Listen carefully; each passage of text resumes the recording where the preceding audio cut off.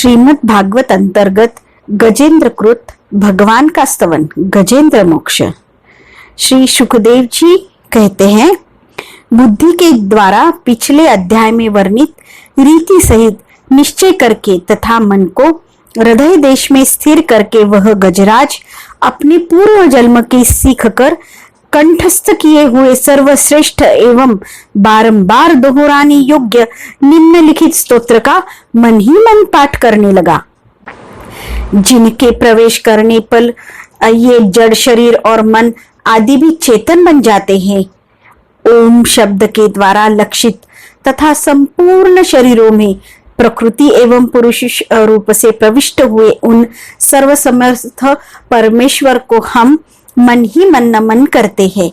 जिनके सहारे यह विश्व टिका है, जिनसे यह निकला है, जिन्होंने इसकी रचना की है और जो स्वयं ही इसके रूप में प्रकट है, फिर भी जो इस दृश्य जगत से एवं उसकी कारणभूता प्रकृति से सर्वथा परे विलक्षण एवं श्रेष्ठ है, उन अपने आप बिना किसी कारण के बने हुए भगवान की मैं शरण लेता हूँ। अपनी संकल्प शक्ति द्वारा अपने ही स्वरूप में रचे हुए और इसीलिए सृष्टि काल में प्रकट और प्रलय काल में उसी प्रकार अप्रकट रहने वाले इस शास्त्र प्रसिद्ध कार्य कारण रूप जगत को जो अकुंठित दृष्टि होने के कारण साक्षी रूप से देखते रहते हैं, उसमें लिप्त नहीं होते। वे चक्षु आदि प्रकाशों के भी परम प्रकाशक प्रभु मेरी रक्षा करे। समय के प्रभाव से संपूर्ण लोकों के एवं ब्रह्मादि लोकपालों के पंचभूतों में प्रवेश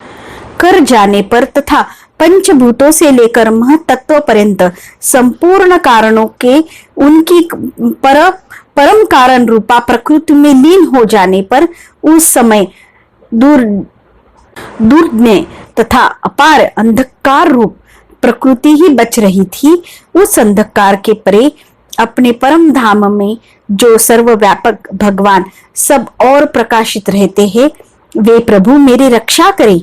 भिन्न भिन्न रूपों में नाट्य करने वाले अभिनेता के वास्तविक स्वरूप को जिस प्रकार साधक दर्शक नहीं जान पाते, उसी प्रकार सत्व प्रधान देवता अथवा ऋषि भी जिनके स्वरूप को नहीं जानते, फिर दूसरा साधारण जीव तो कौन जान अथवा वर्णन कर सकता है।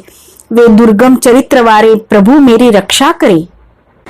आसक्ति से सर्वथा छूटे हुए संपूर्ण प्राणियों में आत्मबुद्धि रखने वाले सबके अकारण हितु एवं अतिशय साधु स्वभाव मुनिगण जिनके परम मंगलमय स्वरूप का साक्षात्कार करने की इच्छा से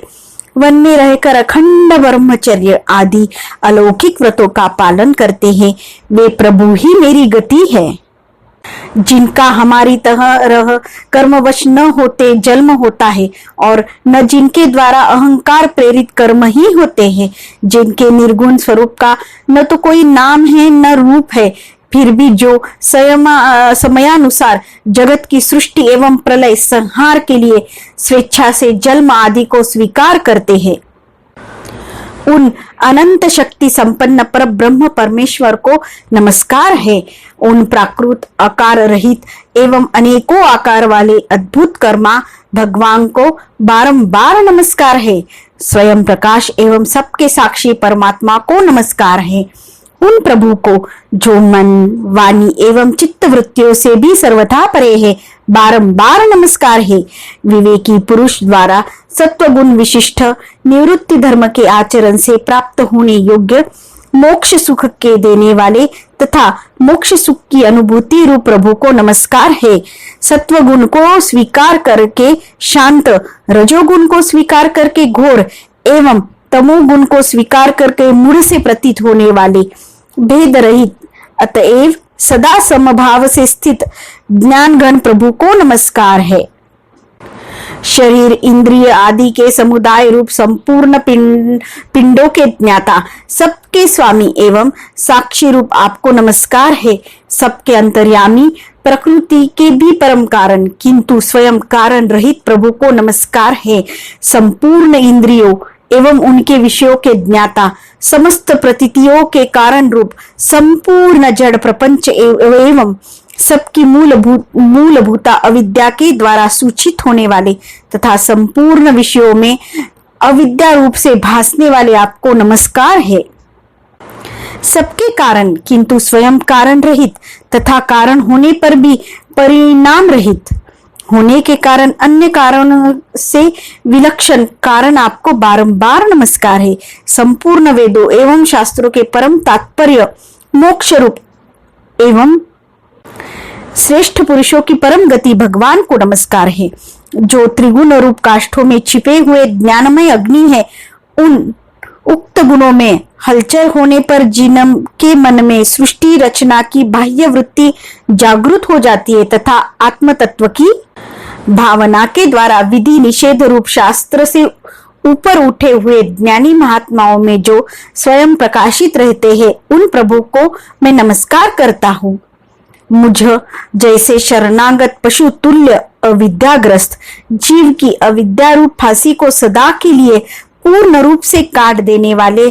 अत्यधिक दयालु एवं दया करने में भी आलस्य न करने वाले नित्य मुक्त प्रभु को नमस्कार है। अपने अंश से संपूर्ण जीवों के मन में अंतर्यामी रूप से प्रकट रहने वाले सर्वनियंता अनंत परमात्मा को आपको नमस्कार।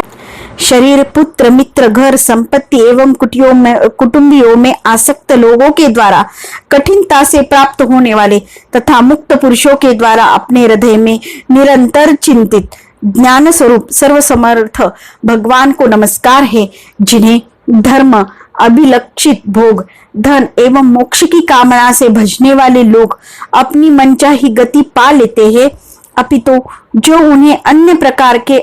अयाचित भोग एवं अविनाशी पार्षद शरीर भी देते हैं, वे अतिशय दयालु प्रभु जो इस विपत्ति से सदा के लिए उबार ले। जिनके अनन्य भक्त जो वस्तुतः एकमात्र उन भगवान के ही शरण है, धर्म, अर्थ आदि किसी भी पदार्थ को नहीं चाहते, अपितु उन्हीं के परम मंगलमय एवं अत्यंत विलक्षण चरित्र का गान करते हुए आनंद के समुद्र में गोते लगाते रहते हैं, उन अविनाशी, सर्वव्यापक, सर्वश्रेष्ठ ब्रह्मादि के भी नियामक, अभक्तों के लिए अप्रकट होने पर भी भक्ति योग द्वारा प्राप्त करने योग्य, अत्यंत निकट होने पर भी माया के आवरण के कारण अत्यंत दूर प्रतीत होने वाली, इंद्रियों के द्वारा अगम्य तथा अत्यंत दुर्विज्ञेय, अंतरहित किंतु सबके आदि कारण एवं सब ओर से परिपूर्ण उन भगवान की मैं स्तुति करता हूँ। ब्रह्मादि समस्त देवता, चारों वेद तथा संपूर्ण चराचर जीव नाम और आकृति के भेद से जिनके अत्यंत शुद्र अंश के द्वारा रचे गए हैं, जिस प्रकार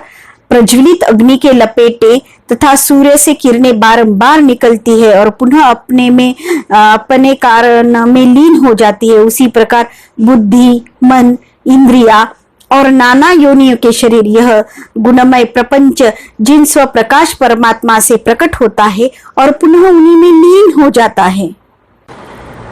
वे भगवान वास्तव में न तो देवता है, न असुर, न मनुष्य है, न तिर्यक, मनुष्य से नीचे पशु पक्षी आदि किसी योनि के प्राणी है, न वे स्त्री है, न पुरुष है, न नपुंसक ही है, न वे ऐसे कोई जीव है जिनका इन तीनों ही श्रेणियों में समावेश न हो सके, न वे गुण है, न कर्म, न कार्य है, न कारण है। सबका निषेध हो जाने पर जो कुछ बच रहता है